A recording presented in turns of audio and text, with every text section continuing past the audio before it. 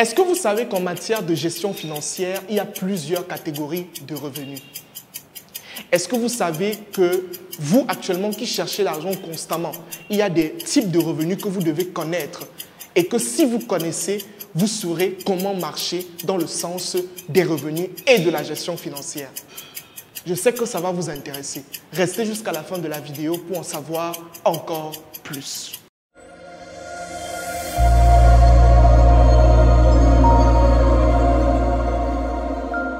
Comme je l'ai dit au départ, il y a plusieurs catégories de revenus. Des revenus que vous devez connaître et que vous devez, du moins, à partir d'aujourd'hui, vous devez répartir vos revenus de cette manière-ci. D'accord? Donc, je vais aller juste au tableau et vous expliquer de manière plus facile, en fait. Regardez, diversité de revenus. Ici, au milieu, je vais mettre le patrimoine. Ça veut dire votre patrimoine. Votre patrimoine financier est constitué de revenus. D'accord? D'un côté, on a deux catégories de revenus. Regardez attentivement. Si vous pouvez noter, n'hésitez pas à noter. Prenez un cahier et vous notez. Alors, premièrement, on a ce qu'on appelle les revenus de vitalité. Alors, c'est quoi un revenu de vitalité? Le revenu de vitalité, c'est tout simplement l'argent qui vient pour subvenir à vos besoins de vitalité. C'est l'argent qui vient pour subvenir à vos besoins primaires. Manger, se déplacer, se vêtir et tout ce qui va avec. D'accord? Maintenant, juste en bas, on a ce qu'on appelle les revenus de sécurité. Alors, c'est quoi un revenu de sécurité? Le revenu de sécurité, comme son nom l'indique, hein, c'est pour la sécurité. Ça veut dire pour tout ce qui est urgent, les choses imprévues. J'aime souvent poser la question simple en conférence et je demandais aux gens, si votre enfant tombe malade, maintenant vous prenez l'argent où? Si actuellement vous-même vous tombez malade, vous prenez l'argent où? Si maintenant, à l'heure où on est en train de parler là, il y a deuil, vous prenez l'argent où? Le revenu de sécurité est là pour ça. C'est-à-dire c'est un argent qui entre exclusivement pour gérer les urgences. Maintenant, à côté, de l'autre côté, on va aller de l'autre côté rapidement. Ici, maintenant, on a ce qu'on appelle les revenus d'investissement. Les revenus d'investissement. L'argent qui est là pour la fructification. Ça veut dire que c'est mon argent qui entre. Et quand cet argent entre, je pense investissement. Je pense projet. Je cherche à le fructifier. C'est un argent qu'on ne regarde même pas. Tu penses seulement uniquement projet avec ce type d'argent. Et pour terminer, j'ai ce que j'appelle les revenus transgénérationnels. Transgénérationnel.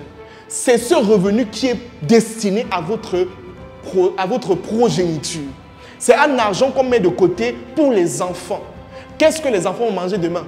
C'est-à-dire que quand ils vont grandir là, est-ce qu'ils vont être dans le même système que vous? C'est-à-dire que vous, par exemple, qui êtes en train de regarder cette vidéo, peut-être que vous êtes ce type de personne que papa n'avait jamais rien laissé et qu'aujourd'hui, vous êtes en train de bâtir pour vous-même. D'accord? Est-ce que vos enfants vont recommencer le schéma là? Ou alors vous allez décider de leur commencer à bâtir au moins leur base? Est-ce que ça va se passer? C'est la question qu'il faut se poser. Parce que si à un moment donné, je fais une parenthèse rapidement sur ça, le problème en fait dans notre époque aujourd'hui, c'est que les parents l'ont fait, on n'a pas transmis aux enfants, les enfants reviennent recommencer. Non, ça doit se suivre, ça doit continuer. Maintenant, voilà les catégories de revenus. Vous allez remarquer qu'il y a deux parties. Ça là, c'est pour le court terme. Ça veut dire que ce sont les revenus qui ont très haut court terme. C'est tout ce qui est court terme ici. Revenu vitalité, revenu de sécurité. Et ici, c'est le long terme. Je ne sais pas si on se comprend. Donc, ça voudrait dire que ton patrimoine est détenu ici par des revenus de vitalité, par des revenus de sécurité, par un revenu d'investissement et par un revenu transgénérationnel. Le problème maintenant, dans la majorité du temps, c'est que les gens n'ont que celui-ci. Beaucoup de personnes. Je peux même donner une statistique comme ça. 70% des personnes sont ici. Ils ont les revenus de vitalité uniquement. Ça veut dire que quand l'argent arrive, c'est pour le loyer, la nourriture et puis basta. Si l'enfant tombe malade pendant le mois, là, on commence à chercher comment on va prêter. Si on veut même investir, on va se dire que mais je vais trouver l'argent où, je ne sais pas. On ne pense même pas à la prospérité financière des enfants. N'est-ce pas? Ça veut dire que beaucoup de gens pensent court terme et dans le court terme même, ils ne pensent pas court terme à 100%. Parce que ici, c'est quand tu penses à ça et à ça que tu es à 100%. Mais les gens sont encore ici, sont encore à 50%. Vous devez penser à la sécurité, vous devez penser à l'investissement parce que je ne cesserai jamais de le dire sur cette page. La personne qui ne sait pas investir ou la personne du moins qui ne pense pas à investissement n'évolue pas. Tu dois s'aimer, tu dois investir quelque chose pour avoir quelque chose. Ça, c'est le petit message que je voulais passer dans cette vidéo. La diversité des revenus. Pour les personnes qui aimeraient aller plus loin sur le pan de la gestion des finances personnelles, vous prenez tout simplement le programme croissance financière qui nous coûte 10 000 francs CFA.